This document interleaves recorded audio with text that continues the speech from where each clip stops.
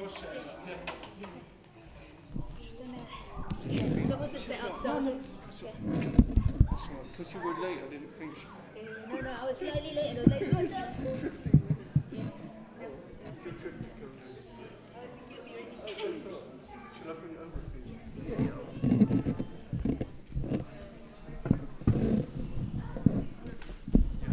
Sit outside now. We're going to have class and if you face this way.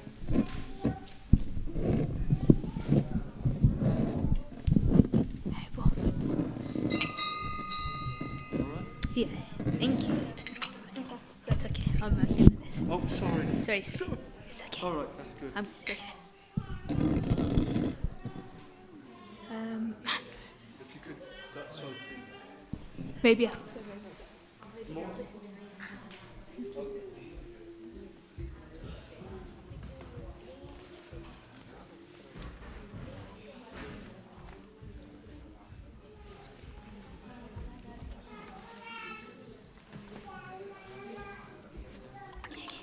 Hare Krishna. Thank you for coming today on a Friday. So as usual, we have 6 o'clock Bhagavad Gita class, and I apologize that I was running a bit late. However, I'll start off as usual, I'll start off with the short kirtan. I'll keep it short, so we could focus on OS. But please do repeat after me. Jaya Radha Madhava Kunja Bihari Jaya Radha Madhava Kunja Bihari Jaya Gopi Jana Vallabhar Girivardhari. Please repeat.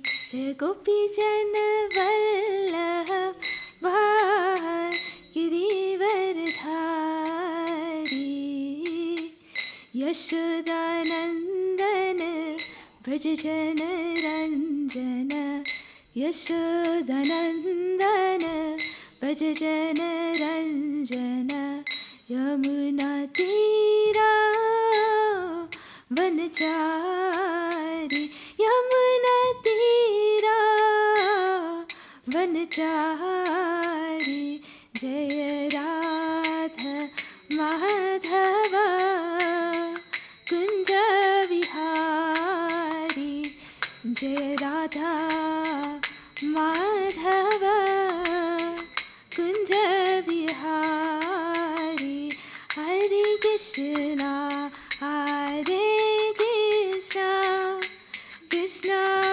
Krishna Hare Hare Hare Rama Hare Rama Rama Rama Hare Hare Hare Krishna Hare Krishna Krishna Krishna Hare Hare Hare Rama Hare Rama Rama Rama Hare Hare Jaya Radha Gokula Nanda Radha Gokula Nanda Radha Gokula Nanda Shri Radhe Jaya Sita Ram Lakshman Hanuman Jaya Sita Ram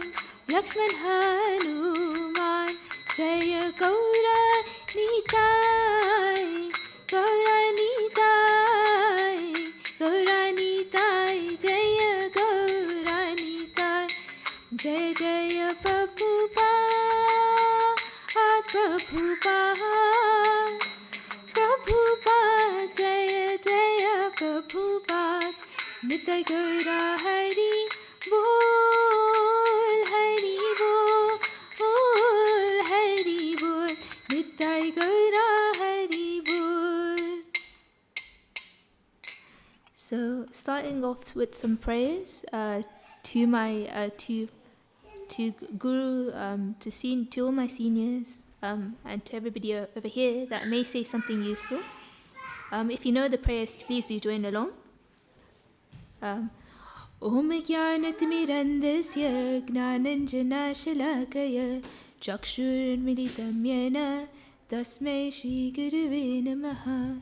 Shri Chaitanya Manobhishtam Stapitam Yena Bhutale Swayam Rupa Kadamayam Dadati Swakatvadantikam Vandeham Shri Guru Shri Yuta Padakamalam Shri Guru Vaishnavamsha Shri Rupam Sagajatam Sahagana Raghunatam Vitam Tam Sajivam Sadvaitam Savadutam Parichana Saitam Shri Krishna Chaitanya Devam Radha Krishna Padan Sahagana Lalita Shri Vishakam Vitamsha.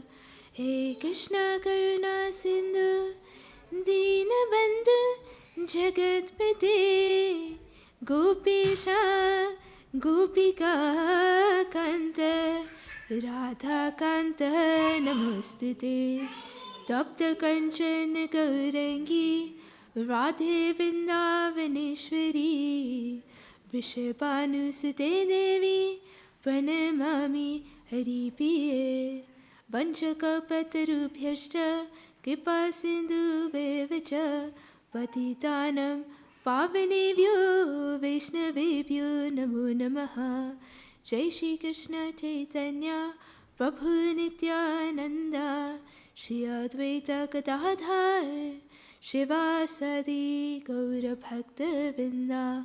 Hare Krishna Krishna Krishna Hare Hare Hare Rama Rama Rama Hare Hare. Please repeat after me. Om Namo Bhagavate Vasudevaya.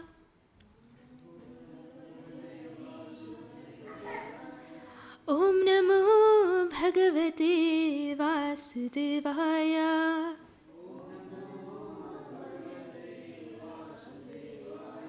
Om Namo Bhagavate Vasudevaya.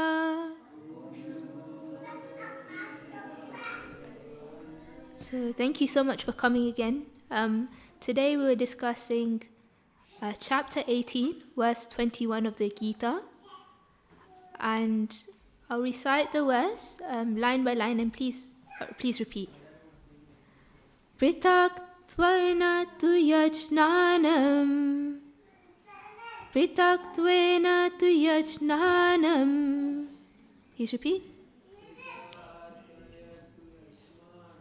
Nana bhavam pritak vidhan. Nana bhavan pritak vidhan.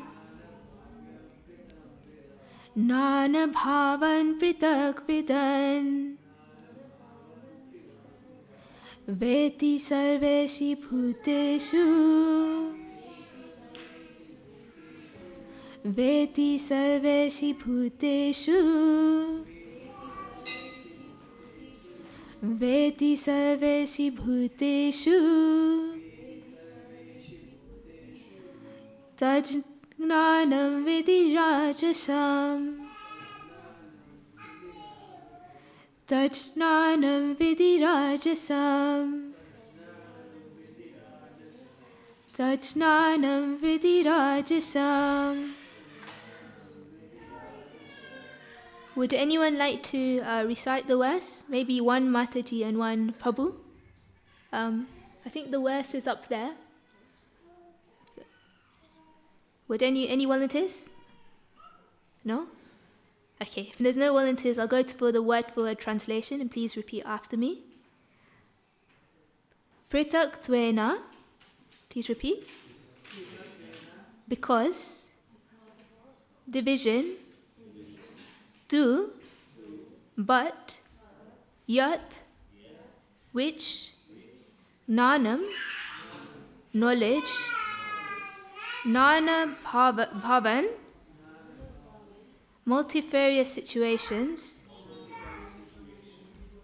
pritak vidhan, different, veti, knows, sarveshu, in all, bhuteshu, living entities, tat, that, nanam, knowledge, vidhi, must be known, rajasam, in terms of passion. And now the translation and purport by Srila Prabhupada ki jai. That knowledge by which one sees that in every body there is a different type of living entity, you should understand to be in the mode of passion. Please repeat after me. That knowledge by which one sees that in every different body there is a different type of living entity, you should understand to be in the mode of passion. So now the purport. The concept that the material body is the living entity, and that with the destruction of the body, the consciousness is also destroyed, is called knowledge in the mode of passion. According to that knowledge, bodies differ from one another because of the development of different types of consciousness. Otherwise, there is no separate soul which manifests consciousness. The body is itself the soul, and there is no separate soul beyond the body. According to such knowledge, consciousness is temporary. Or else, there are no individual souls, but there is an all-pervading soul which is full of knowledge, and this body is a manifestation of temporary ignorance. Or beyond this body, there is no special individual or supreme soul. All such conceptions are considered products of the mode of passion. So that's the purport.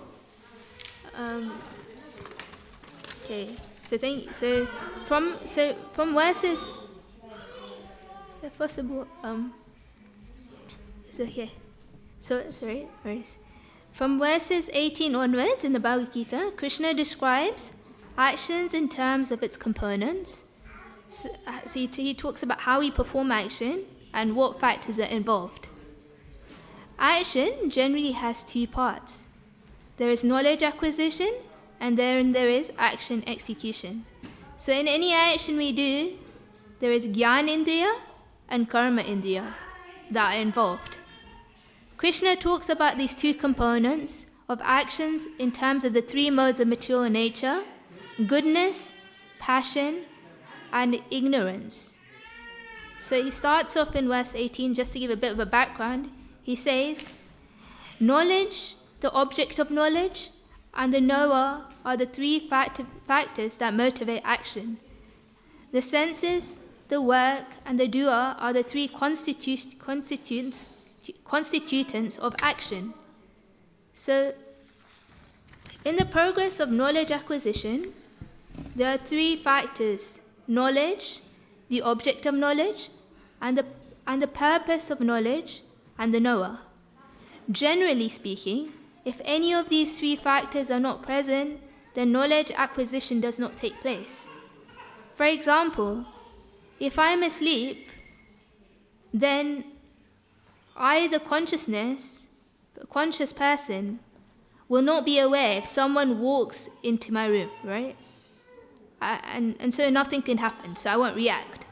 Similarly, many a times, if we study and we don't have the objective for the study, then not much knowledge acquisition takes place unless we do some random reading. But in this case, we wouldn't know what we're looking for, so it doesn't lead to much solid acquisition of knowledge. So knowledge involves these three things. I'm reading this particular book. What is the purpose for which I'm reading the book? It might be I want to prepare for an exam. I'm preparing for a class. I want to answer some questions, for example. These purposes make our knowledge acquisition more focused and productive. So in any knowledge acquisition, there are three factors: knowledge, the objective of knowledge, and the knower. Along with knowledge acquisition, there is action acquisition. Execution. In response to the knowledge we acquire, we execute some action. Understanding this is fundamental to understanding the next 22 verses of the Bhagavad Gita, as all these verses are actually focused on the classification that derives from the 18th and 19th verse of this chapter. So first there is knowledge acquisition, and in that there is the purpose of knowledge, or the objective of knowledge, and the third is the knower. The objective of knowledge of the Bhagavad Gita is to know the soul, and the super soul is as described in chapter 13 of the Bhagavad Gita. Now, when I come to action execution, there are the senses for execution. So say there is somebody coming into the room, and there is a wire coming from here, and that person is about to slip on that wire, trip on the wire, and fall. We may say, "Watch out, there's a wire over there." For me to speak this, I must have the sense of action. So specific senses are involved. I may raise my hand to support the person when the person is falling. I may speak when the person has not yet fallen to warn that person. Then is karma, that is action specific, and karteti, the doer, the soul. So in any action we do these three components. So knowledge acquisition creates the motive for action, and after that I act. And in verse 19, Krishna says, according to the three different modes of material nature, there are three kinds of knowledge, action, and performer of action. Now hear of them from me. So now Krishna is classifying knowledge, action, and the performer of action according to the three modes of material nature. The jnana that we acquire is based on our objective, and the objective we have is based on the modes. So in that sense, knowledge acquisition is very much related to my background vision and notion of what life is all about. So say, for example, 3 boys come to a library, one in the mode of goodness, one in the mode of passion, and one in the mode of ignorance. The boy in ignorance thinks, where is a peaceful corner where I could go to sleep? The boy in the mode of passion thinks, which girls are here? And the boy in goodness, in the mode of goodness, thinks, which book do I want to read? Is that book available? And has somebody already taken that book? So although all 3 of these boys went to the same library, their response was different. Why? Because the objective is different, so the knowledge they acquire in the same library is different. In karma, there is 3 components: the impetus, the work, and the doer. So the last thing to think about is how I will respond to this. Krishna analyzes these 3 components in the following verses, starting with jnana according to the 3 modes. So and then he says in verse 20, that knowledge, Shishi Radha Gokula Nanda Ki Jai. So Krishna says in verse 20, that knowledge by which one's undivided spiritual nature is seen in all living entities, though they are divided into innumerable forms, you should understand to be in the mode of goodness. So first, Krishna starts describing knowledge in goodness. In goodness, a person perceives that there is some homogeneity and some unity underlying all the diversity of this world. The vision of passion is, however, fragmented, where people think, I am an American, you're an Indian, I'm a male, you're a female, I'm dark, you're fair, I'm tall, you're short, etc. So we keep seeing differences, and passion leads to conflict eventually.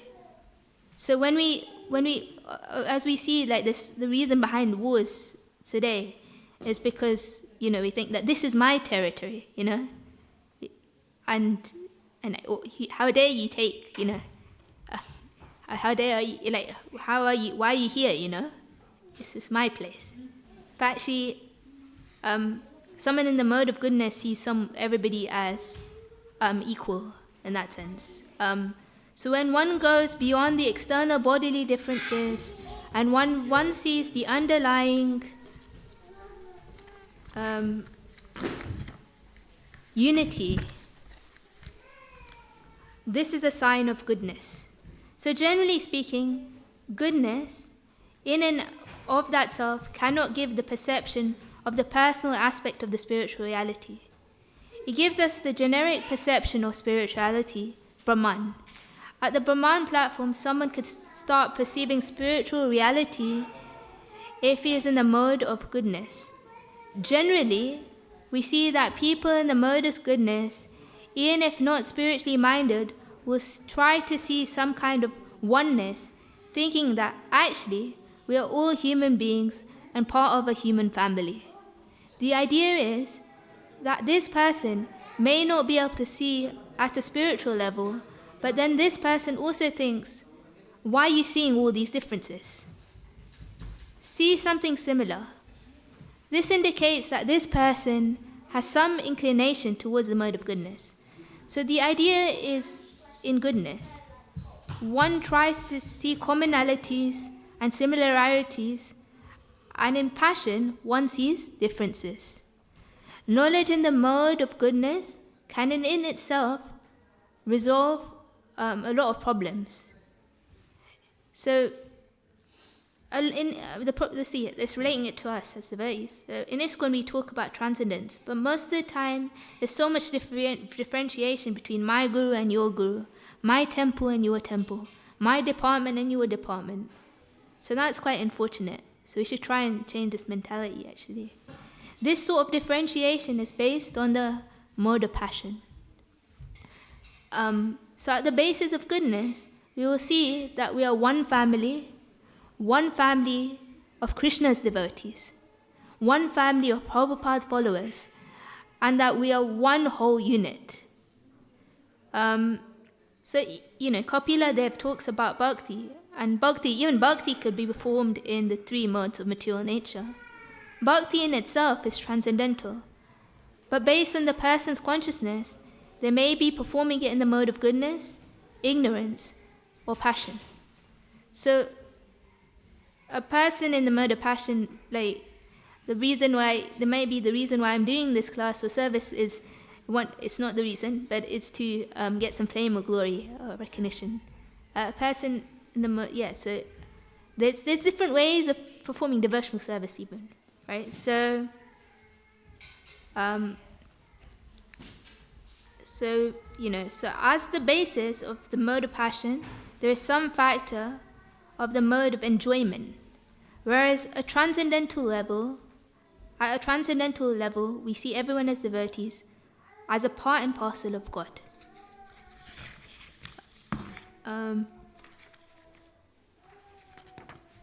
So, knowledge in the mode of passion is where one describes as one's essential nature that which is one's outer form. One sees there is a tree, animal, human beings. The external forms are different, therefore the inner nature will also be different, they think, where one mistakes outer and inner to be one. Like Christian thinkers, like Aristotle, say that there are different kinds of soul. Only there is a vegetable soul, animal soul, and human soul. Then what is the meaning of the word soul? That is something which gives life.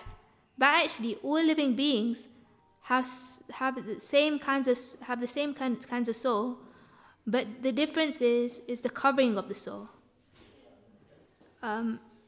So the soul in the plant body is covered more than the soul in the animal body, who is covered more than the soul in the human body. So difference is not the essence and substance, but the difference is the covering. So when the difference in covering is ended, one can move forward and understanding the commonality of all living beings. So actually in the Net of Devotion, it is described that an eligible candidate for devotional service is one who understands that he is not the body.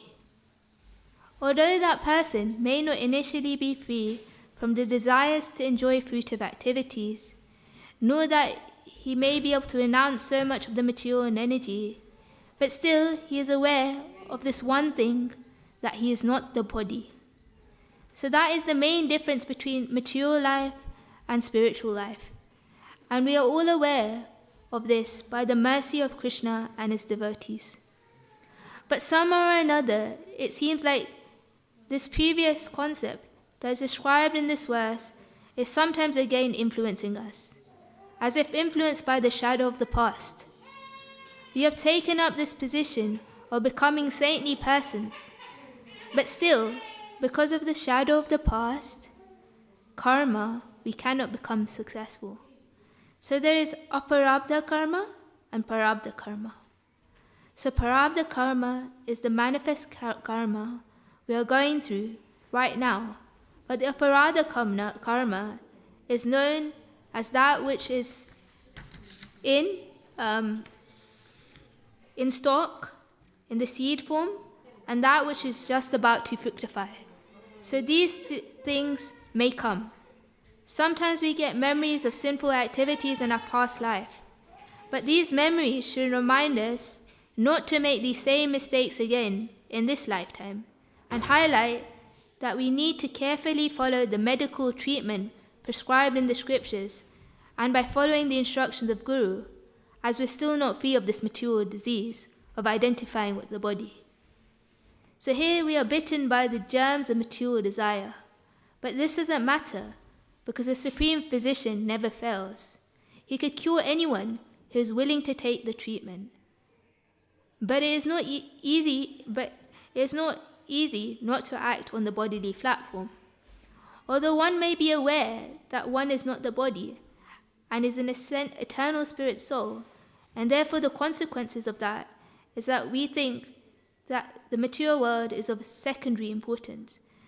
The fact that we have a temporary body and that we are within this temporary material world means we can temporarily use it in the service of Krishna as good as we can, with the limitations of the tools we have, as best as we can. The syndrome of desiring to be great appears on a subtle platform. Sometimes when we think I'm intelligent, or we may think, even if I'm not intelligent, I'm the most sensitive person in the world, and therefore I always understand exactly what to do in every situation. So sometimes we big ourselves up, I am this, I'm the best, In this way, the germ of material disease is haunting us. And each time we are doing something good, there is always tribune watching and applauding our mind, right? Great, it's fantastic what you just did. In this way, we are always ready to applaud our own activity. If someone else is walking the same path, we think they are not doing as well as me, and that that we could do, whatever they're doing, I could do. What's the I could do that as well. And so, one of the things we need to learn not to do, as spiritual practitioners trying to practice on part of bhakti, is not to see faults in others' activities. This is our mind playing devil's advocate, It's, instead we should, when we glorify, we should be like the honeybee, which takes the nectar of the flower, not the fly, which, is attracted to, not just identifying the faults in what we see in devotees and in people. But like this, the mind can come along very easily. It's very easy to fall into this trap. At this point, we should understand that we're actually in the mode of passion, right? So we need to transcend this. In this way, we convince ourselves that we're doing right, and if I am wrong, then I'm still glorious because I'm easily aware to grant that and take the steps for personal improvement. And I'm taking the steps to work on this. And then when someone asks this, I've only been practicing Krishna Bhakti or Krishna consciousness for a few years. Of course I'm going to make some mistakes, You have to expect that, So that might be a response, right? So in this way, we have so many justifications to stay as we are, and the shadow of the past keeps hanging over our head. Because our previous attachment, tendencies, and attachment to the bodily concept of life is within this is well maintained. It is well fortified and well looked after in the secret chambers of our heart. We may be externally very saintly, but internally still delighting in bodily recognition, delighting in facilities, delighting in mental glorification, delighting in recognition of my intelligence. So like this, we could bring Janma into our devotional life. Instead, we must learn to give up whatever is not good in our previous Janma. Because spiritual life means a new birth. When we come to Krishna and feel a little attraction for him, then we could begin to do some service for Krishna. When we perform service for Krishna, we very easily become attached to that service. Devotional service has a special taste that once you start engaging in it, you start developing attachment for it.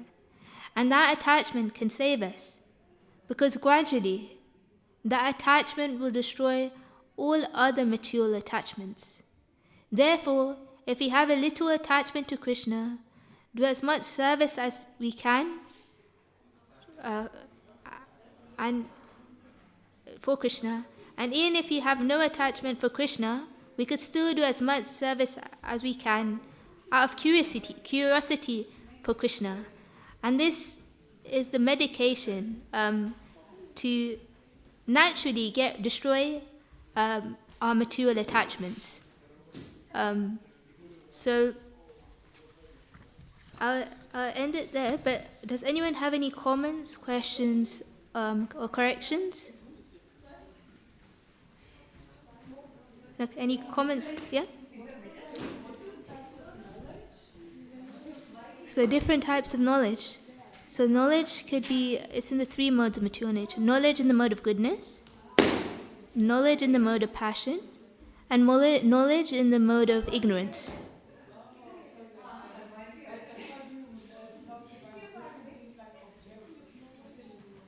That was summarizing the chapter verses 18 and 19. So verses 18 and 19 talked about when you perform action, there are three things that are involved, right? So, which, to give context, that was the context is the three things are when you perform action, there is the knowledge, the object of knowledge, and the knower. Are the three factors that motivate our action, essentially. That's what I was trying to say. The senses, the work, and the doer are the three constituents of action, right? So that's like the theoretical or the what's so-called theory behind then after what precedes, right? These verses, that's why I mentioned it. If that makes sense. Yeah? Thank you. Anybody else? Or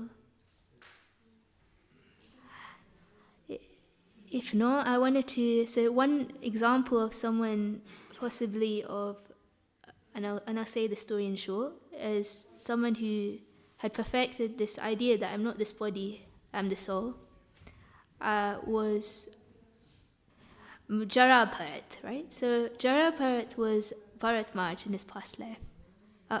And he went to the forest and he tried to perform lots of austerities and spiritual activities, and his focus was on trying to perfect his life, right? So, but however, whilst he was in the forest, he came across a deer, and that deer was getting chased. I think I don't exactly, by a tiger or a lion is what I understand. And when that deer was the deer was fearful, and that was a pregnant deer. So what happened is that the deer, out of shock and fright, because he was frightened, the mother deer died, but the baby deer survived. And Bharat Maharaj was there to see that scene, right? So, and it's natural that you think it's compassionate to.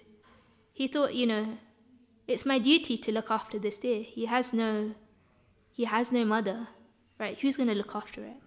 So, I'm surely that's the right thing to do. But in that process, he became so attached to the deer that he couldn't focus on his spiritual practices.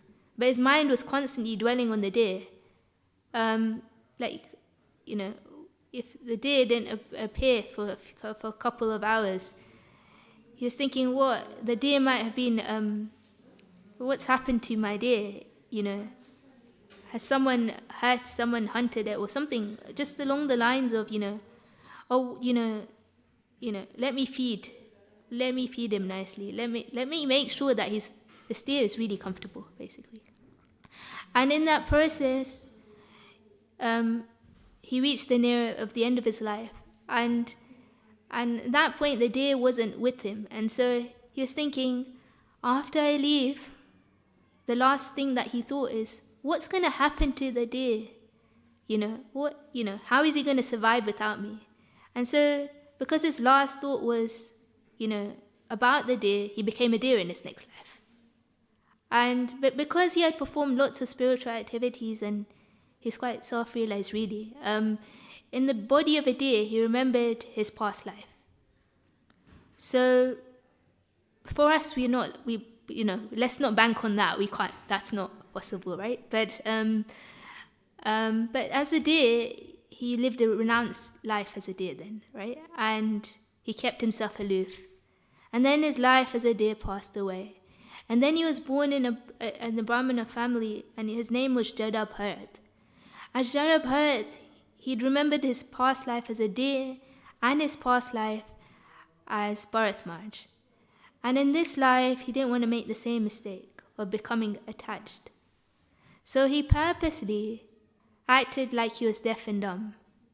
So he was physically strong, but he acted like he was deaf and dumb and, illiterate. And so when he was, his father wanted to teach him stuff, but, and he was very much affectionate towards him, but, Jarabhat just wouldn't learn by purpose. He had the capability, he just wouldn't do it. And his brothers used to make fun of him and used to give him scraps of food, make him do all the laborious work. And then then Jarabhat's father eventually passed away, and his brothers continued to mistreat him. And then Jarabhat went off to the forest. And in the forest, he came across some tribunal people doing a Kali sacrifice. And they thought, Jarabhat was appropriate for that sacrifice. But because he was we know he's actually a pure devotee, Goddess Kali came out and killed all of them. And he didn't protest. He was just standing there. He allowed them to carry on, but the Goddess Kali protected him, right? So Krishna protects his devotees. But further on, I'm just fast forwarding, he was walking in the forest, and he came across a king, and he was being held on a palanquin. And so the king saw him and he thought, this person is strong. One of my servants is getting tired. He said, you over here, can you help hold my palanquin? And so Jarabhat, without any protest or resistance, he held the palanquin. However, every time he saw an ant, he jumped. So what happened then was the palanquin it shook every time he jumped, right? And then the king was like, what's going on? I mean, please can you not, whoever it is, please can you not, like, shake my palanquin, right? And jump like that. And so the others said, it's this guy, it's this Jadabhat, right? So the king said, please can you not do this, And so then again, this happened a few times. Jadabhat jumped, the palanquin moved, and the king got annoyed. And then the king started, King Rahugan. This was King Rahugan. And King Rahugan got really annoyed with Jarabhat. And he came up with really harsh words. He's like, I'm the king? How dare you, And, yeah, he basically rebuked Jarabhat, like, you don't know anything, And then Jarabhat, for the first time he spoke. And he said that, something along the lines of this. He told the king, you're a king in this life, and I am Jarabhat in this life. But you don't know what you were in your past life, right? So, and so, he basically taught the king that, we're not this body and the soul, right? Essentially. And the king, he was so, it transformed the king's heart, actually, to the point that he apologized to Jarabhat. The point being here is that the king was thinking was seeing everybody in a bodily platform. I'm the king, and so my servants must obey my commands. But Jarabhat was transcendental to this idea that, that the body makes a difference. It knew that we're all the soul, right? So essentially I just wanted to briefly mention that story because I think it was related to this verse. But it's 4 chapters of the Srimad Bhagavatam, and I've done injustice, but I'm also mindful of time. Yeah.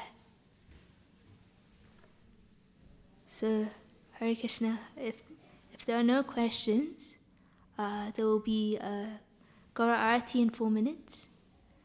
And yeah, thank you so much for coming. Hare Krishna.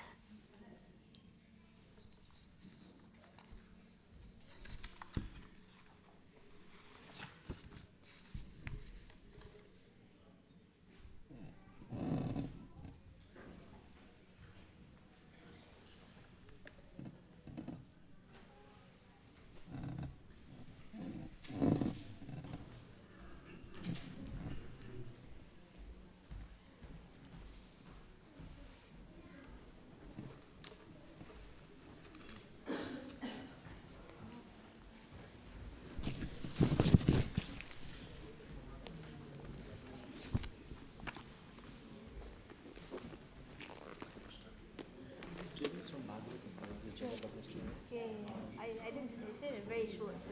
Yeah, I know. But you articulated very well all the minor points on this previous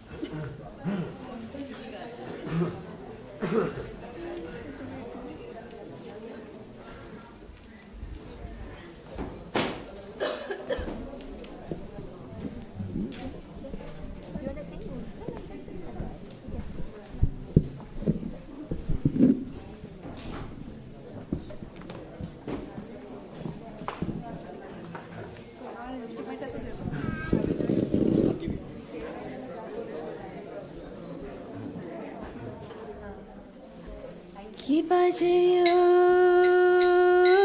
Jaya Gaura Chande. Okay, okay. Yeah. Oh.